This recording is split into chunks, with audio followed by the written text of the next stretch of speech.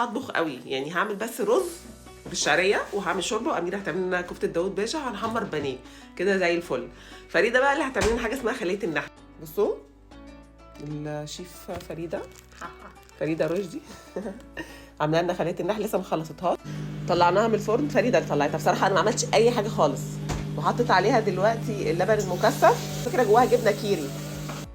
اميره جابت لنا يا جماعه داوود باشا، بس عاملاها بالموتزاريلا. بصراحه انا ما جربتش داوود باشا بالموتزاريلا، كنت بتفرج على رامز.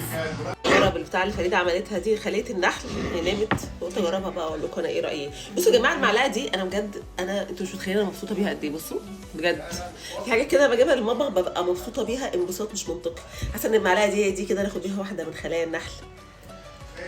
صندوق بقى كده، بسم الله. خدوا بالكم بصوا هي حاطه فيها من جوه جبنه كيري. انا اصلا ما اعرفش خليه النحل دي، بس انا امبارح صاحبتي اليمنيه بعتت لي خليه النحل فعجبتني قوي قوي. فريده قالت لي هتعملها لي، فعملتها بالجبنه الكيري. خلينا ندوق بقى، بسم الله. بصوا هي حلوه، مش عارفه فريده فين. الفيديو ده نعمله برايفت يعني، بس صاحبتي اليمنيه دي صراحه تعملها احلى، بس ماشي.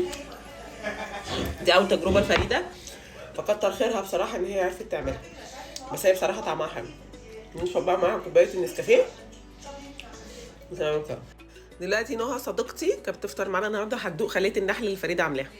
ما دقتيش المحشي بتاعي وما عملتيش ريفيو؟ دقته بس ما عملتش ريفيو. المحشي بتاعها حلو قوي يا جماعه اقسم بالله. ها بجد بامانه، لو تقولي بامانه قدام الكاميرا مفيش مشكله. فريده هتشلوحنا كده كده. هي حاطه ايه جواها؟ جبنه كيري. لا والنبي فاكراها كريمه. لا جبنه كيري. هي في واحده صاحبتي يمنيه بعتتها لنا امبارح وكانت حلوه كده. عجبتك؟ غريبه مختلفه، حلوه صح؟ انا عجبتني امبارح عشان كده خليتها عملتها النهارده. خلاص يا جماعه احنا في الامان.